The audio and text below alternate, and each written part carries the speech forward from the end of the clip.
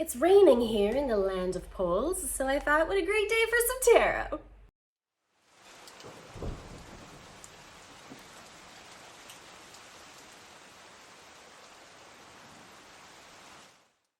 Yo, what's up fam, what's up, what it do? Welcome back to my channel, K&M Witchery, or Readings by K&M. This is going to be your spiritual check-in. I had a little tiny sneak peek into this energy, which actually coincides with the message, so let's just dive right into it, okay? I got the Ten of Pentacles out here with the beautiful High Priestess.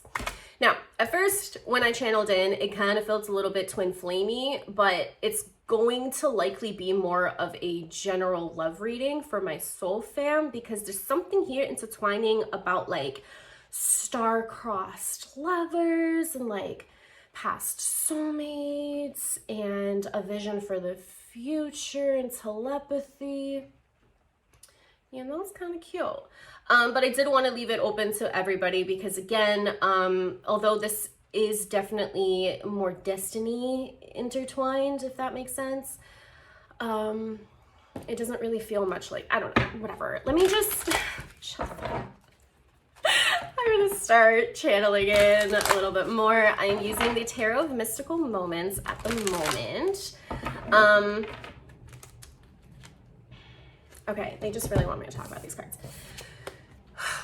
Ten of Pentacles. Take a look at this guy, okay? He's sitting on what is it? A log. I'm hearing time and time again. This is something that must have been written in stone. I'm seeing someone, either you or someone else, or again, because of the telepathy kind of piece, could be two people. Again, star-crossed lovers. I gotta get to the point of this damn message. Someone is seeing something with you that has yet to happen, and it feels very meant to be. It feels stable, grounded, and futuristic. It hasn't happened yet. Despite him being quite old, I don't see this being a past tense thing. I think someone sees themselves growing old with you. All of a sudden getting really hot. I had a dance party before this. So I'm already sweating enough, but like this person's energy, whoever this is, if this is you, soul fam, or whoever's thinking about you, oof. I will say some of their thoughts get a little bit tantric at times, okay? Because all of a sudden like this wave of like passion and heat spilled over me. So that was kind of hot, but like literally. The High Priestess comes in here to also tell us that this is still a secret. I just heard 12th house, so you may have some 12th house synastries with this person, which makes it very unconscious, right? We go into the depths of the waters here. Now, I would more so compare the 8th house as like a deep, dark ocean, if you will, and the 12th house as like a murky Florida swamp. You know, because you definitely have a better peek into what's under the surface, but you have to reach your hand in, and it's likely something that's going to catch you by surprise, could be dangerous. I mean, pending your perspective. There's that one dude I follow, or maybe I don't follow him, I don't know, on Instagram that just like walks around these swamps and just fucking takes a bunch of these like night animals and like yeets them out of there. Like, it's crazy. Anyways, point is, perspective is everything when you're dealing with the unconscious realms, right? So this may be a connection that you could very well be interested in, right? Especially the High Priestess. This is someone whom is very wise, very emotionally intelligent, and thus highly intuitive as well. Not only be able to pick up her own or his own emotions and discern them from the collective, but also be able to take a peek into other people. Death just came out here when I split the deck, caught my attention, so I pulled it out. And there seems to be a sense of renewal between yourself and another, I'm just hearing. So this isn't, yeah.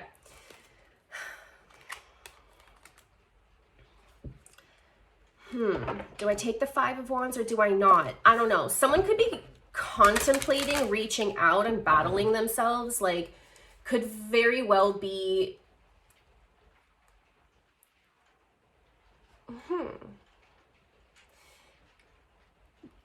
ego plays tricks to keep us safe, even if that safety net is a reoccurring chaos, because a familiar hell is so much easier to deal with, quote unquote, as are the current conditioned beliefs, to deal with than a new heaven.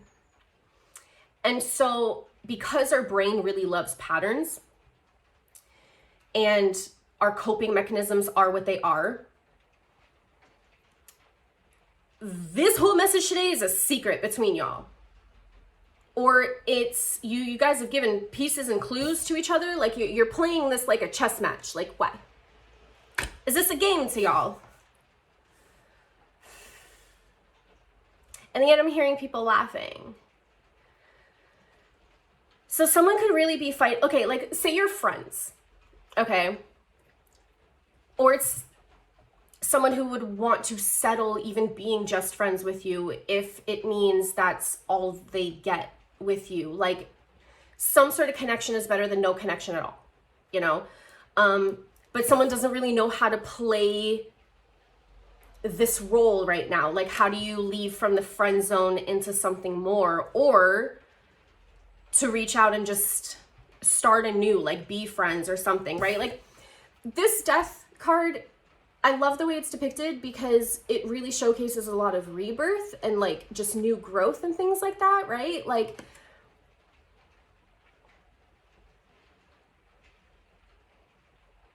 there seems to be such a deep transformation that someone's really looking into within themselves, because I'm looking at this chick look onto that butterfly and actually seeing their potential. Because the cool thing about butterflies is that they don't even know their own magnificence. They don't know their own beauty. They cannot see their own wings. And yet they trust in them so much. But now, because this person is looking at them, like they're seeing themselves differently, they could perhaps be building themselves up for you.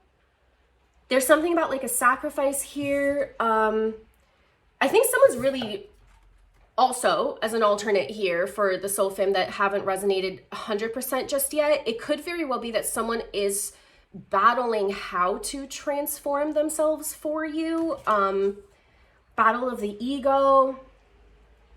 Again, there's something about like chess pieces and games, like someone like just doesn't know how to play their part, or they're working to learn how to play their part for you. I don't know.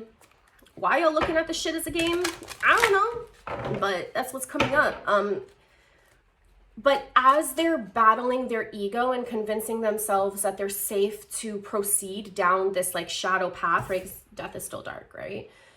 They're seeing truth. They're seeing their own magnificence, their own worth, their own value, and embarking down that path a little bit more too, even though it's definitely a challenge. The end goal and the end game is this 10 of Pentacles. And it's because it's Pentacles, it's very grounded. It's not just fulfillment on a spiritual and emotional level. Like this is something that will transpire. Again, I'm hearing written in stone. And it's known, like, the intuition could also be the battle here. Battle of the ego and intuition. What is real? What is an illusion? Someone could really be opening up to, because when we recognize our own worth and we walk a path of authenticity, we level up our sense of self-awareness. Okay. And that breaks us open to many of things, because now we're able to actually meet more people at their depths, regardless if they were able to themselves or not, right? Like the consciousness just simply expands. And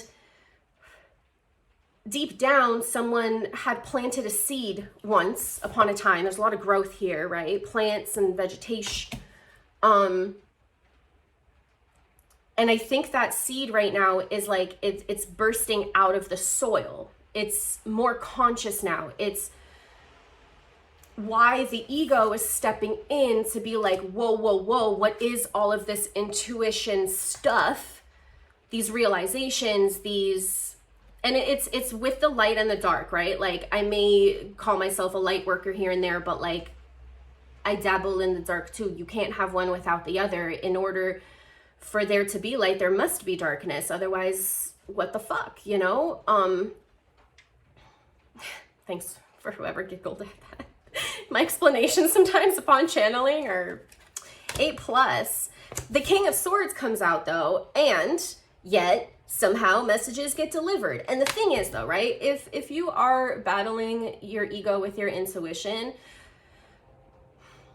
will speak to you in a much softer and kinder voice, okay? Doesn't mean that intuition isn't loud though, because sometimes your spirit could really be prompting you to do something and like action this one particular task that is feeling very frightful because it's something new and it's outside of your comfort zone usually, because our intuition loves to push us down a path that we really want to be on, but we're afraid of because that's just the part of the fucking journey. You could really be battling that. The intuition,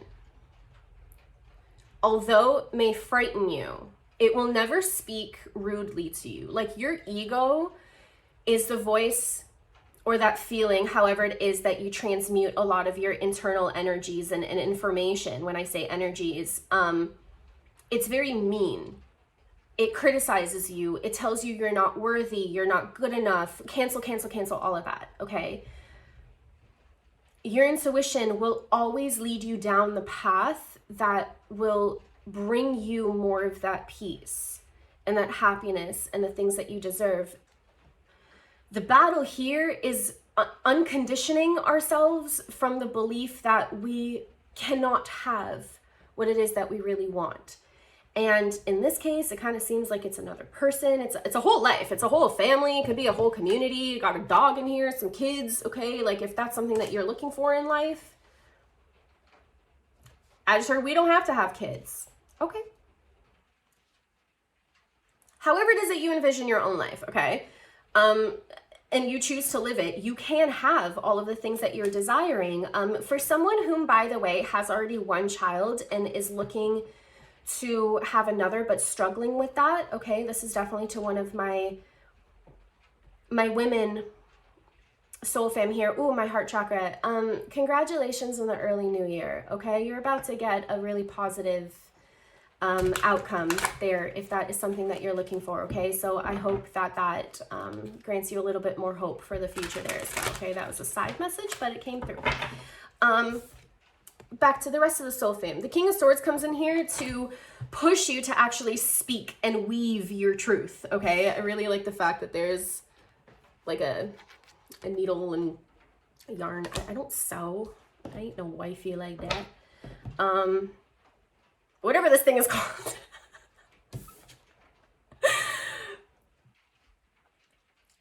The words will come as you speak. Because when you truly start to integrate your intuitive voice and you speak through your throat chakra, the fear aspect starts to flow away.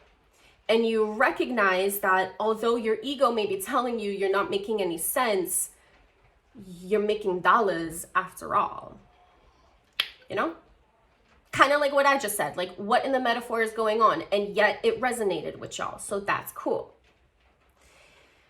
It's a level of trust in your crown chakra as well. Some of y'all may really be understanding claircognizance or opening up to that. I know it's been a long time coming. I've been saying this forever, but like K&M Witchery, like my main channel that has 0 videos on it right now, will pop off soon enough. I am writing out all of these different contents and things like that. And to further the point, I will be discussing claircognizance in one full ass video, okay? As a natural psychic medium, I've opened up to a lot of different psychic abilities and things like that, so much so that I offer one-on-one psychic training, but I want to make some information public and known to y'all, so just stay tuned. Just stay tuned, okay? If it already exists and I remember, then I will put it up here somewhere wherever those little things come up and you'll be able to access it there, but knowing my ADHD brain, I will forget, so just follow K&M Witchery on YouTube for more of that, okay? Because With your clear cognizance, you must be able to better discern what is ego versus intuition. And hey, I'm going to say that you should continue to peel back those onion layers and discover your self-worth and grow with that, learn with that, move with that, you know?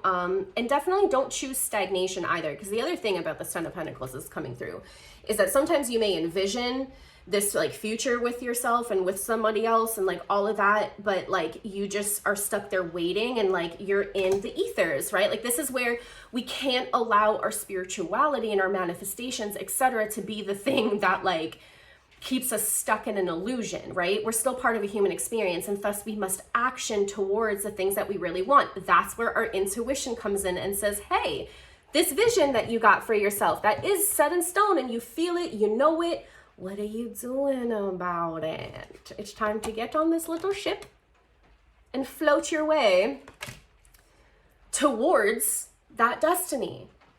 And for a lot of y'all, it means speaking up.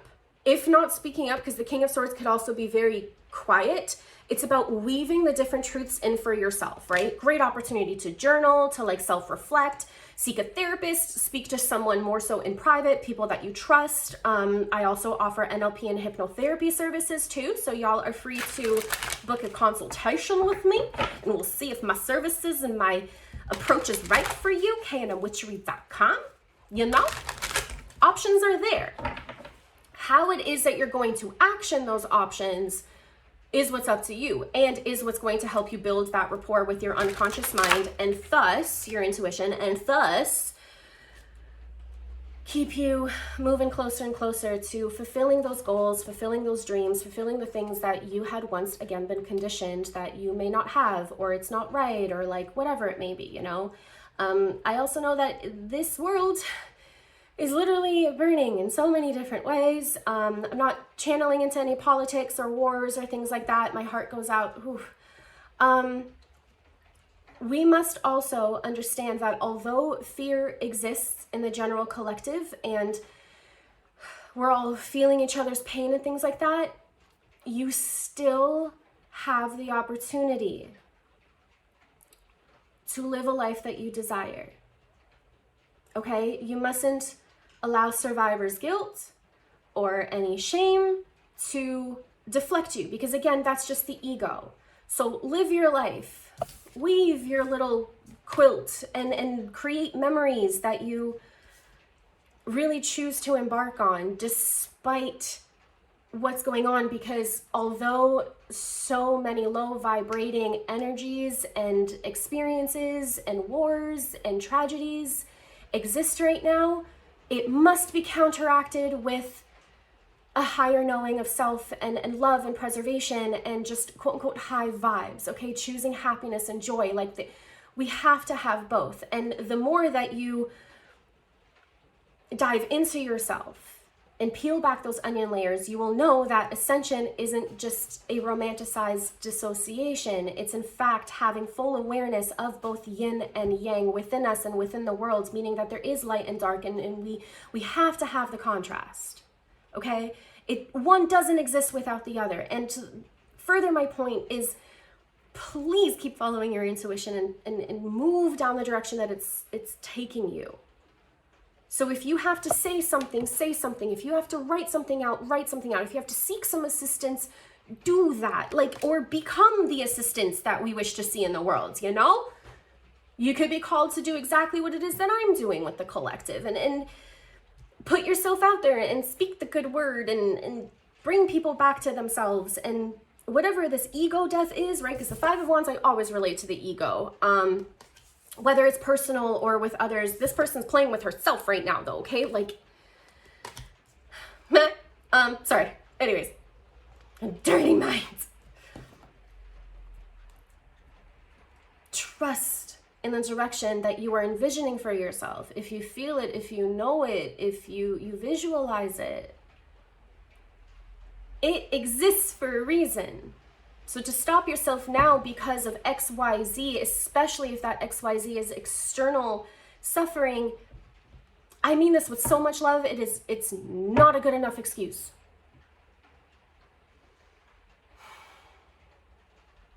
And I know how that may sound, And that's okay. This is where you learn to live for yourself. And the more that you live for yourself, the more that you're able to spill onto others. You see? And I'm hearing the famous quote, become the change you wish to see in the world. I swear, I quote it all the time.